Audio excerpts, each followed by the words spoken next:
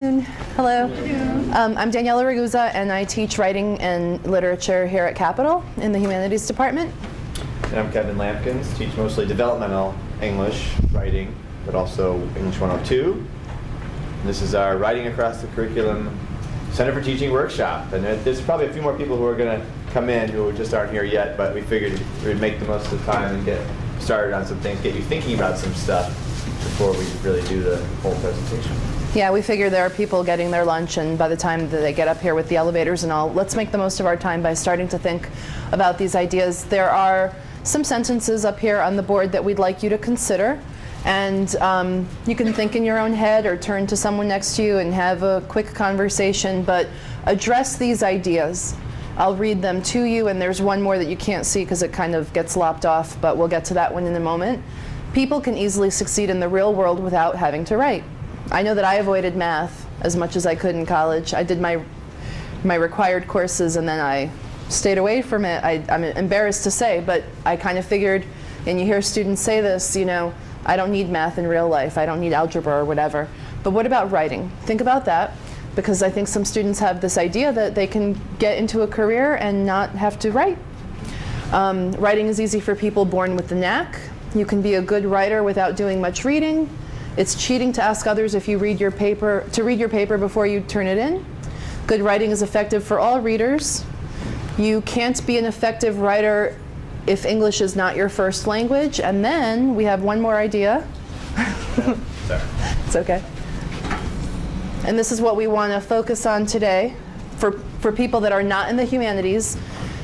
People in math and science do not need to be good writers. So again, while we're waiting for people to come up with their lunches, can you start thinking about these ideas? And it'd even be better if you could have a conversation with the person next to you. Okay? Thanks.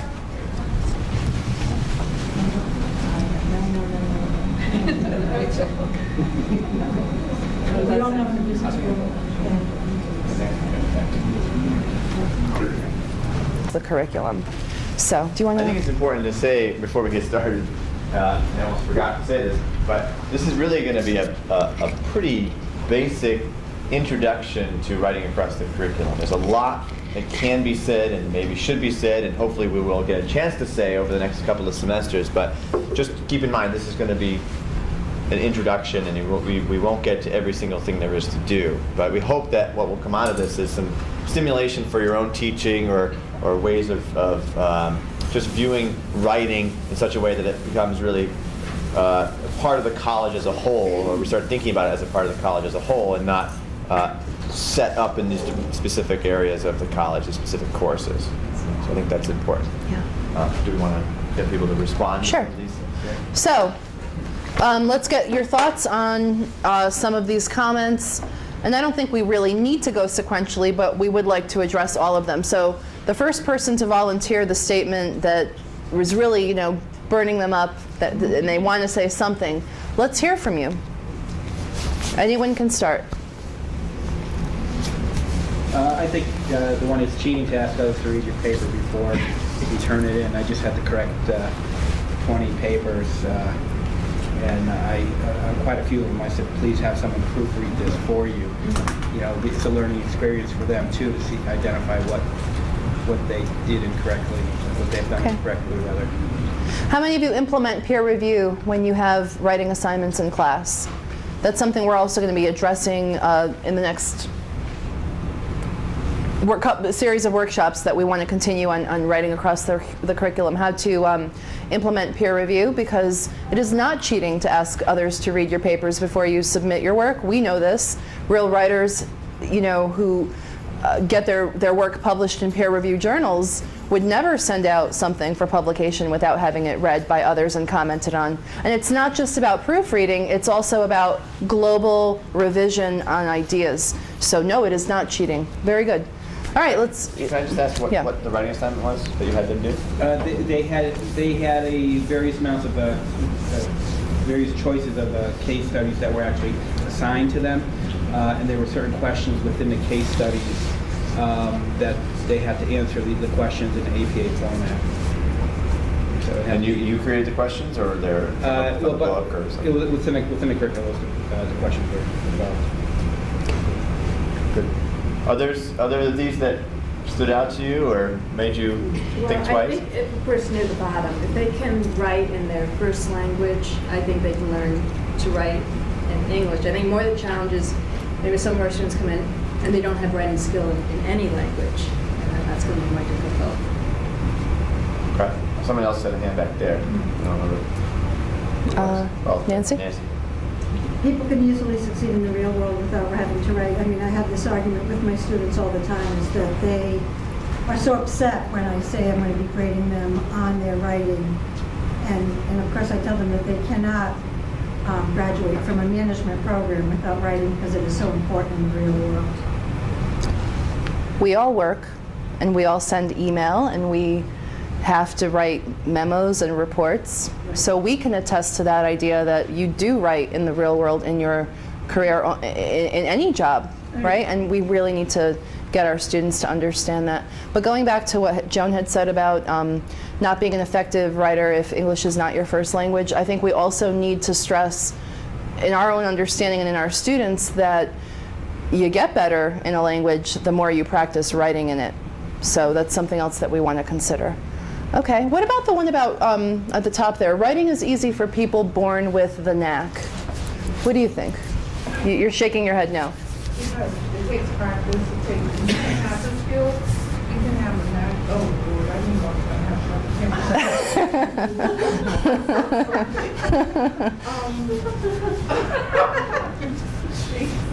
It will not be seen on CNN. It's only But you do put up on Facebook, right? It's on YouTube. oh, wow. Okay, let me get my mouth right. But, okay, you can have, you can be a creative writer and have that naturally. However, you want to build on it and you have to practice.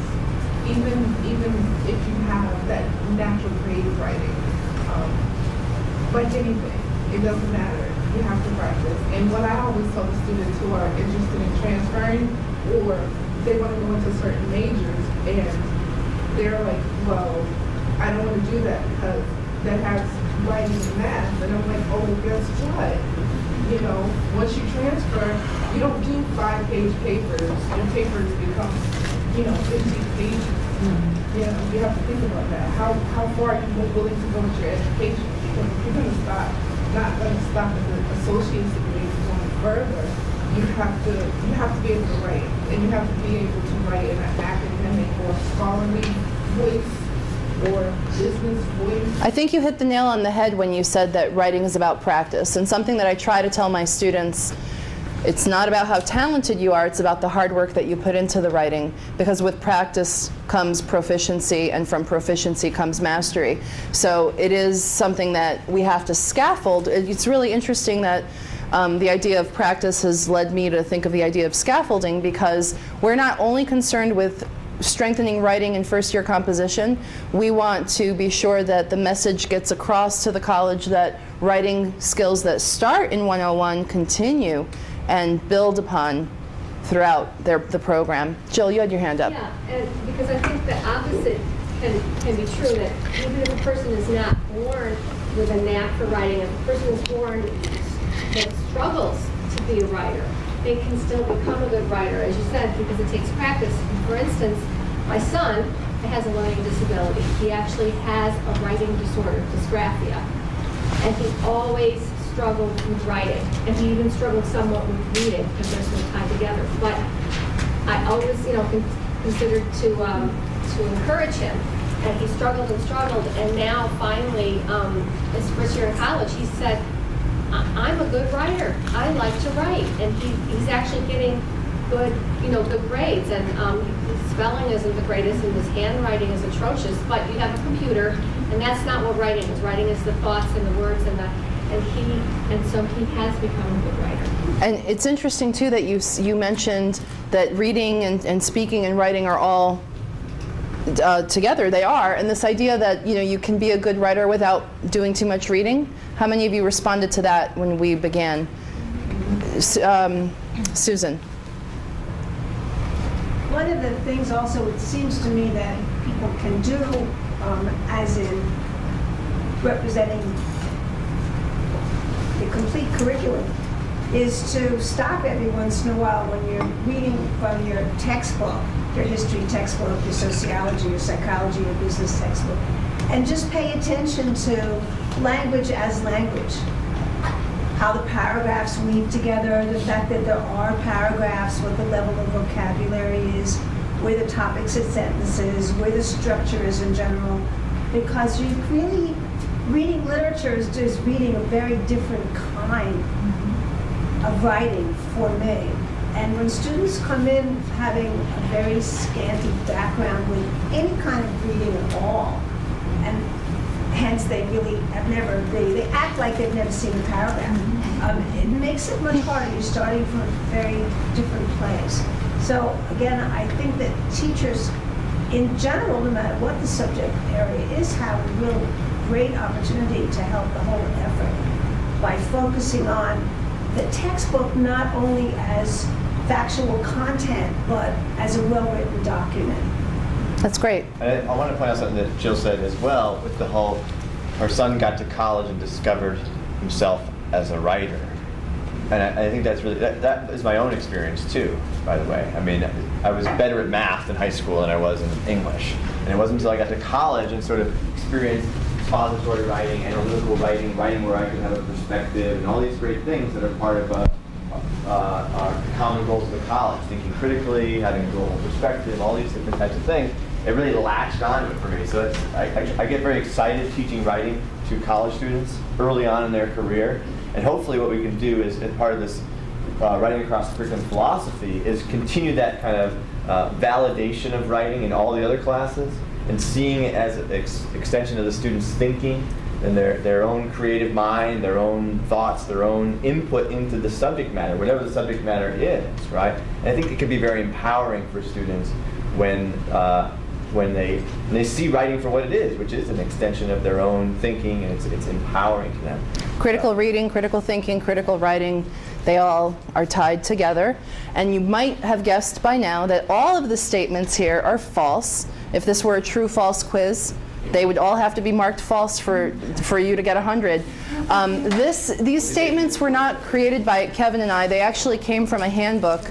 And they are addressed as ideas to students who are confronting myths about writing. These are the myths that the writers of that handbook have, over time, and having worked with students for decades on writing, have come to realize that this is really what students assume. They think that these myths are true, but they are actually false myths. And the last two that we did not get to talk about in getting your response to are actually, it's really great that we ended with these two, because it's going to give us our transition to the next part of the workshop.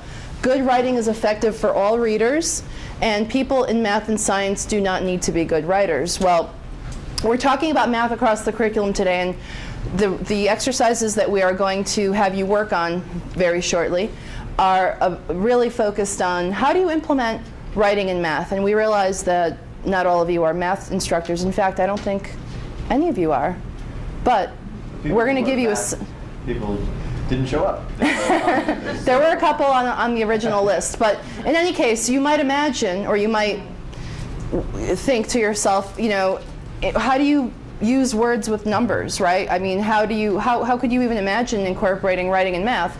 So we're going to, and any discipline, any subject that is, you know, based in math, I think to get into a nursing program, right, you need to have strong math skills, right? So it'll be applicable to anyone outside of the humanities, addressing this myth about if you know, you're not in an English field that you might not need writing, or you can't be a good writer, but also this idea about good writing is effective for all readers. We're going to talk about expectations that people have in different fields. And if there are different readers with different expectations, then good writing is defined differently in all fields. So we want to hear from you, because I'm not a nursing person. I want to know what kind of writing gets done in nursing, and what constitutes good writing in the field of nursing, in nursing courses, business courses, psych courses. We're going to want to hear from you too. And hopefully what we'll do is we took a sort of math approach to the exercise that we're going to do shortly, but I think it's also a quantitative look at writing, or putting writing into a quantitative-based course. Because again, if you remember from the assessment workshop, communicating effectively and quantitative, reasoning scientifically and mathematically is a sort of quantitative way of looking at it. So, but writing can be a way to unify those two college goals, and we'll explain that in a bit. But first, a bit of background about writing across the curriculum, called WAC for short. Not meant to be a mafia sort of illusion at all. But so these are some of the things that when we say writing across the curriculum, these are sort of the premises behind it. These are assumptions in the field of writing and rhetoric. And anyone who's ever taught writing knows this stuff like the back of their hand. But these are concepts that we want to be clear we're operating under as truths, okay, these premises. And the first thing is that we have to acknowledge that writing is a complex activity, and writing problems are numerous and varied. The students confront a lot of obstacles when they sit down to write, and we have to acknowledge that, and we have to acknowledge that it is a higher order thinking kind of process when you're writing. Should we kind of go back and forth? Or? Sure, yeah. Writing is a process as well as a product, and this is one that we stress especially in developmental, because students want just like the one and done kind of thing. They come in with this notion that they're just going to bang it off in an hour and it's done. But obviously we all know that writing is best when it undergoes this revision. Maybe there's pre-writing that goes to it, there's reading, there's research, there's all sorts of things that happen. Outlining, drafting, yeah. Organizing, reorganizing, developing. So there's a process, and then the final product, we want it to be as perfect as possible once it's submitted, but we have to acknowledge that there's a lot of work that goes into it before. Writing is a learning activity as well as a communications activity. I mean, we all write emails, we all update our Facebook statuses and whatnot, so we're communicating, right? But we also have to understand that we want to think of writing as a learning activity, and students are writing to learn the content of their courses in their different disciplines that they're taking.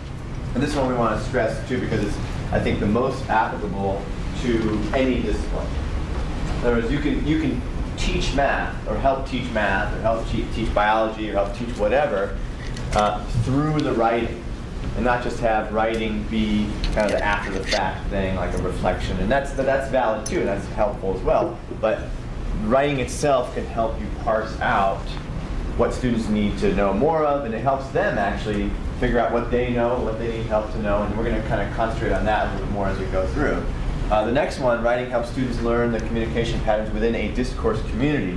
This kind of previews something that we may get into at the end with what's called writing in the disciplines. But at the very least, it starts to think about a discourse community being, what are those needs or standards or conventions of a particular type of writing, and it gets them thinking about audience, for instance, language, what kinds of sources you can use, right? How are you going to participate fully in whatever community you're writing for or writing within, right? And so it becomes more about it's less about it's just an assignment you have to hand in and get a grade, and you're actually placing yourself within this discourse community, which is a really valuable thing, especially as students are entering into academia, some first in their family, for instance, and they may not kind of have absorbed the ideas of what it means to be a college student, or eventually in the workplace as well. And this is it's a term out of rhetoric. A discourse community, you want to consider audience, context, and purpose.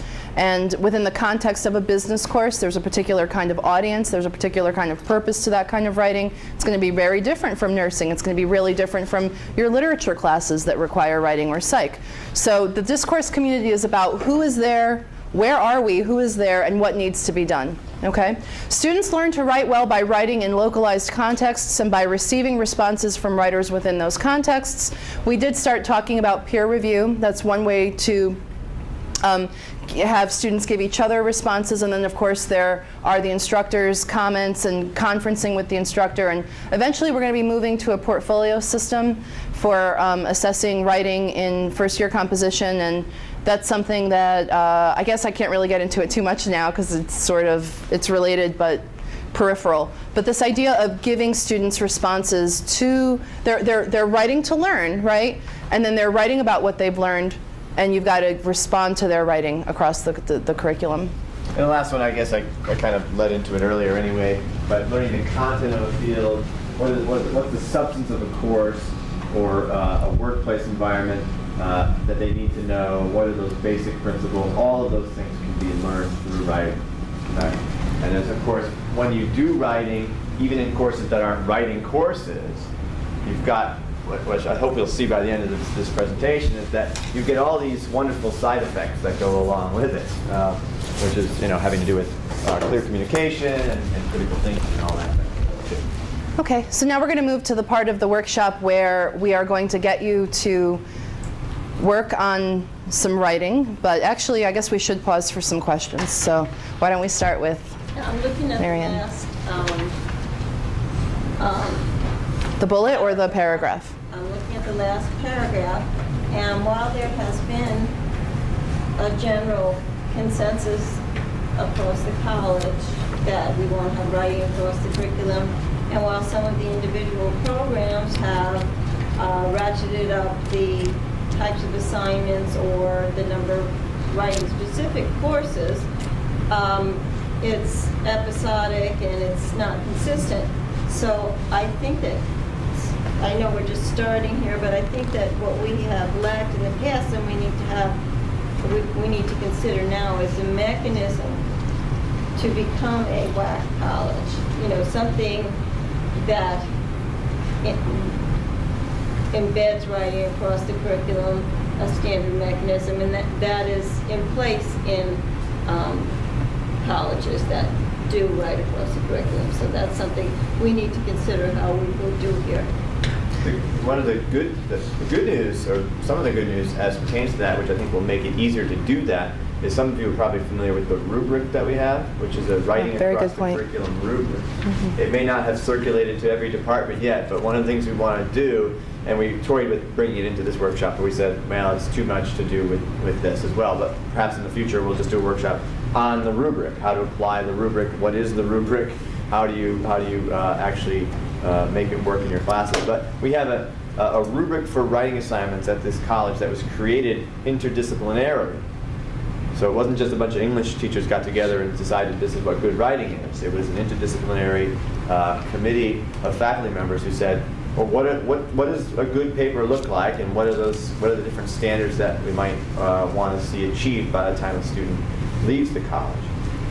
You can actually find it. It's a little tricky to find on the website, but you can find it on there. But if you want a copy of it, just email me and I can send you one. But for another discussion, but it's a basis of potentially this type of thing. What is a good assignment, or what types of things should people be looking for in those classes outside of English that will make for good writing and better writers as they move on from school. And we didn't bring the rubric with us, like Kevin said, because we wanted to spend the majority of the time giving you some writing to work on now and have discussion come from that. But to very quickly remind you of what that criteria is, and it does speak to that interdisciplinary writing across the curriculum approach. And it goes right to that idea of audience and expectations, because one of the criteria is audience and purpose. There's organization, development, and language. Those are the main 4 criteria. So that is one way we're going to work on trying to strengthen WAC here at Capitol. There's a committee on writing standards that's been working really hard on fortifying the first-year composition program. And one of the things that is a COWS initiative, Committee on Writing Standards, is the use of a handbook. And what our vision is that students will be buying this handbook to use in first-year composition. It's a grammar book, but it's more than that. There are all the different citation styles covered in there. And eventually what we want to see is that student hold on to that handbook and use it in all their courses, so that they have this guide to go back to when they're using APA for their nursing paper or CMS for their history paper and whatnot. So there are some initiatives that are being developed as we speak to strengthen WAC. Okay. Great idea. Thank you. Did everyone get a packet, by the way? Yes. Does everyone have a packet? You'll find Here's the fun interactive. Yeah. Fun with math. I think it's great, actually, that there are no math professors here. Because they would probably end up, well, it will be interesting to see what happens with this. But this is a fairly simple math problem here. Some of you probably see this and start to cringe and burn up inside or something, I'm not sure. But this is an algebraic equation, right? Algebra, okay. Which is, is a necessary math, obviously. What we thought we would do is have you try to figure out, maybe I'll give you some hints as to how to solve this equation. I don't know, I'm not assuming anything about the level of math skills. Some of you are math phobic perhaps. But what I'd like you to do is on your second sheet in here, you'll see there's so much out there on this. We want just to sample a few things. But this top half, don't worry about the bottom half now, but the top half is taken from a writing and mathematics website. Now you can change this for other disciplines as well. But you can see there's various ways that you can write about math. But what I'm going to have you try to do, is probably do it. You want to do this individually, you say, or is it small? I think individually. Well, maybe small groups. Maybe small groups, just so we can, it'd be easier to report back. But there's one on here that says explanations. Have students explain how they solve the problem. Have students write a how-to piece for another student, essentially. Okay? So what I'd like, let's see, how many do we have? 1, 2, 3. I lost count already. Maybe we do like groups of 3 or 4 at the most.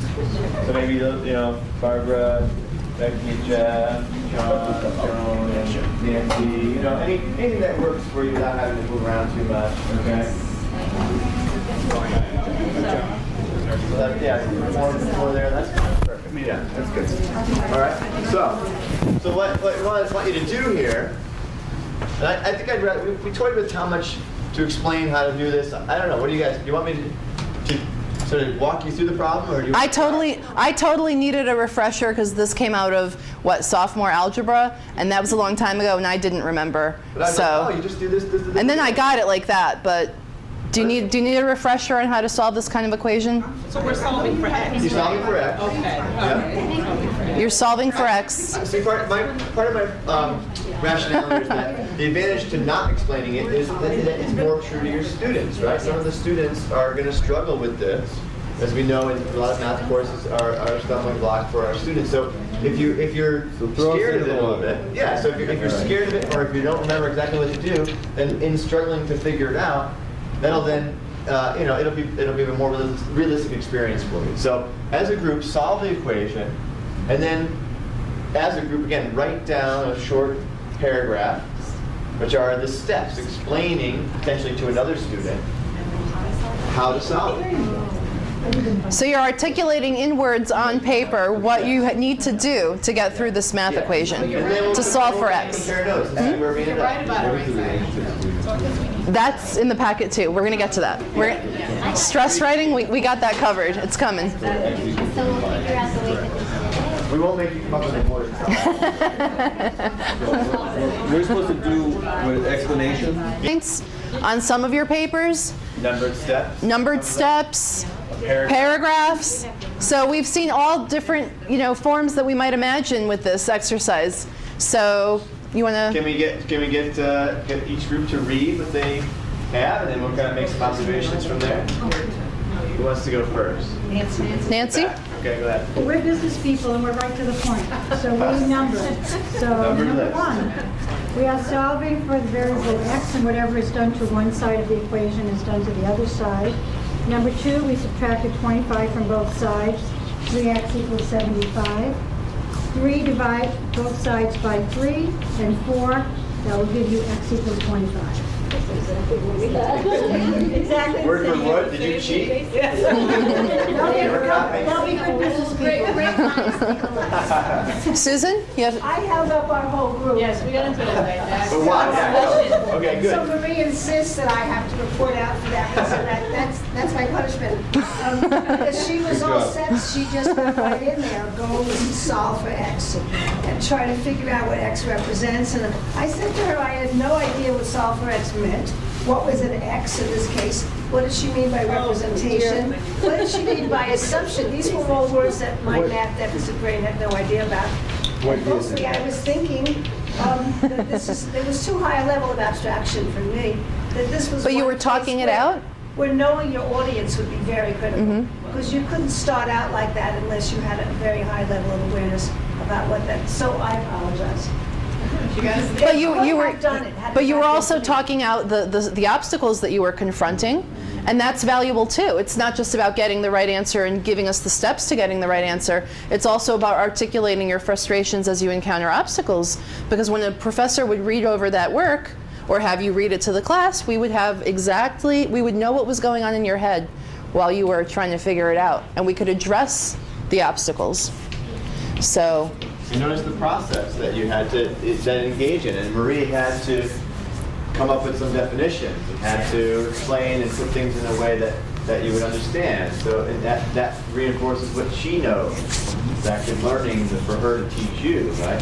And in the process of writing. How about Becky's group? How about the paragraph group? Yeah. Paragraphs, but with steps too. So we wanted to first give an orienting statement. We said, when using an equation like this, the goal is to find the value of the variable, which is x. In order to do that, you need to isolate x on one side of the equation.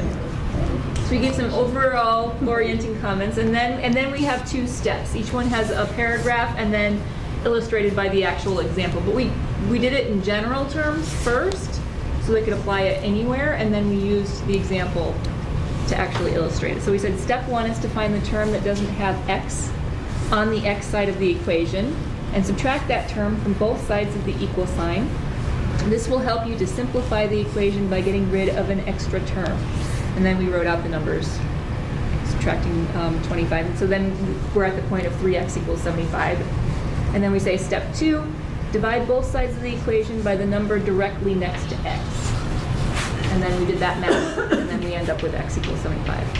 What I really liked about your first sentence is it acted as an introduction.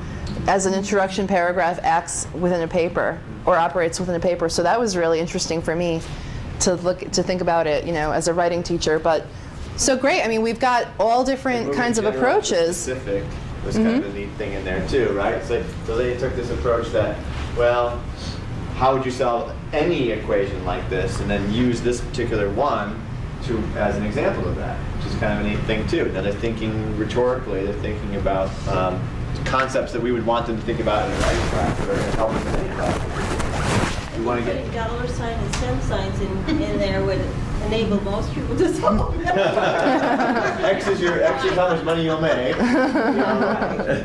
Did this group here want to share theirs? Yeah. Well, we first asked the student to figure out the components and find out what you're solving for. And then we decided to use the same operations on one side of the equation that you use on the other. So we subtracted 25 from both sides. The new equation became 3x equals 75. Therefore, you need to divide each side by 3 in order to isolate the x. And then the solution was x equals 25. And we did step We 1. did Numbered steps, we numbered the steps, yeah. And we talked about isolating the x, trying to get it on its own without its coefficient. Did you use the word coefficient? Yeah, but we'd have to explain it. Unless your audience was somebody who knows what that is. Right. We use the It word depends. coefficient. It There's depends no- what- There's not a coefficient there, is there? The 3 would be the coefficient for x, wouldn't it be? No, I don't think so. I thought a coefficient was one of those little things up in the That's an corner. exponent. Oh, thank you. Yeah, Right. this is the coefficient. But see, you could talk out vocabulary also. On the- Content-specific vocabulary. It depends on the background and it depends on which lessons were taught beforehand.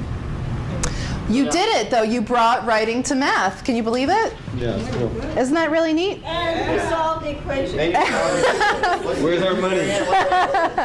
25. We all get 25 25 cents. This is a low-stakes activity. This is not a research paper.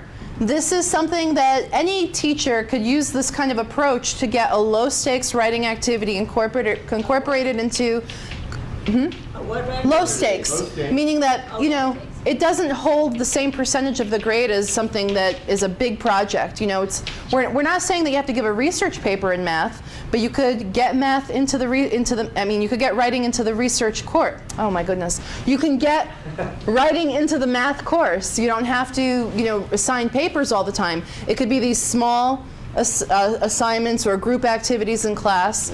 So this is a low-stakes activity. Right, and we'll talk about high-stakes activity a little bit, I think, too, but I want to make a distinction between low stakes but high value. Because Nice. the process that you just went through and the process of thinking about, these are just my observations of some of the stuff. And you were thinking rhetorically, you were thinking about the goal of the assignment, the goal of the equation, and you're interacting and you're thinking critically about what language to use or what steps go where and everything. These are all things that are of high value. When you think of writing across the curriculum, you think of what we want our students to be like. And if we can stress these kinds of goals in all classes, then our students are just lifted that much more. Right? Does that help it's her? really neat that even though you have a low stakes activity, maybe it's a check off kind of thing, it's not a major grade, it's still going to have a high value to the student's process, the understanding of content, and that sort of thing. And some of you, it was just great to see some of you learning from others as you went, because you had to have this writing task to work on. Students are also documenting their critical thinking, whereas in their minds they might be doing this abstract process as they're working with these concepts, but when they have to articulate it, they're documenting that critical thinking. Oh, and the other thing is, I think Daniela may have mentioned this already, but as a teacher, if you were to collect these documents, it would then inform you as to what you would need to focus on more potentially. Like if Mini assessment, right? Right, exactly. As you go along. If this 80% of the students in here didn't know what coefficient was or what. Exponent or isolating the variable, right? That's the word that a lot of you use, and you said, well, what does that mean? But we have to kind of figure that out. So those are kinds of things that you want to. You'd want to know as a teacher too, so it was informative for you who's giving the assignment. So we started off with the myths that students hold about writing. By the way, if you were to have that conversation with your students using those myths, it'd be really interesting to hear that conversation or to have it. That conversation we started with, that could very easily be used in a class.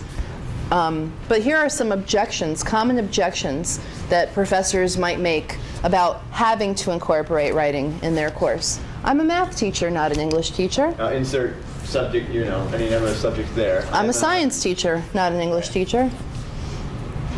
Oh, I'm not qualified to teach writing.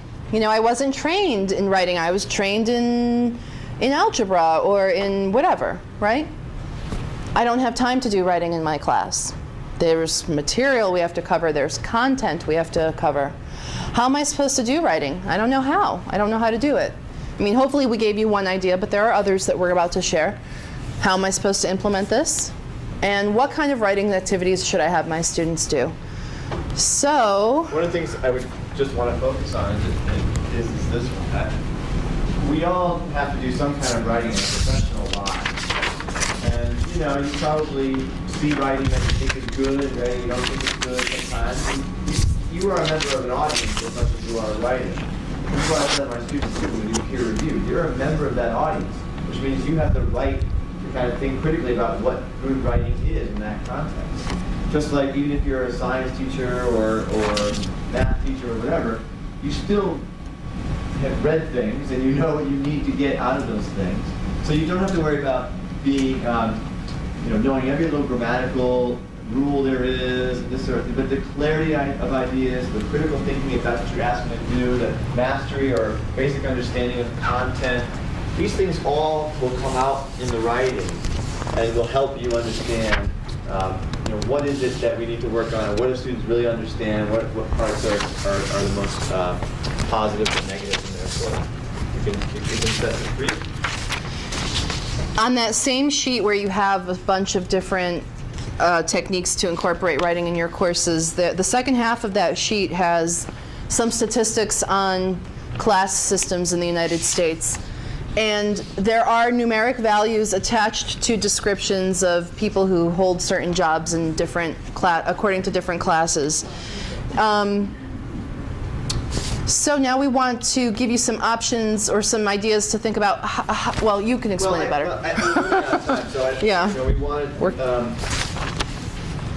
I don't know. We can maybe take an informal poll how we want to do this. But one of the things we thought with this bottom piece here is that this is it's got a quantitative element to it, right, with statistics, It's got some maybe definitions of things that need to be fleshed out. You can see this being a sort of critical thinking activity. We wanted something that would potentially cross different course boundaries, and this was what we kind of were looking at. We thought that we would spend some time brainstorming and having you discuss what kind of a writing assignment could you develop using statistical information like this, or looking at categories like this. But I don't know if we want to spend that time, or would you all rather have us talk about the additional examples that we included? Well, I think we could match up both of those goals. I don't know if we'll have time to get very far, but if you turn into your packet, let's see, it's the second to the last page. There's an assignment on getting students to write about their values. And I think that in a discussion on class, I think values can become very important in having that conversation. So after you present the student in your sociology class with this material, right, how do we get them to write about it? And here's a list of some values that we hold: being creative, having relationships, government or politics. Have students pick a couple, right, and then narrow it down, and then the prompt that would come after it is following that list. Write about why the values you selected are important to you.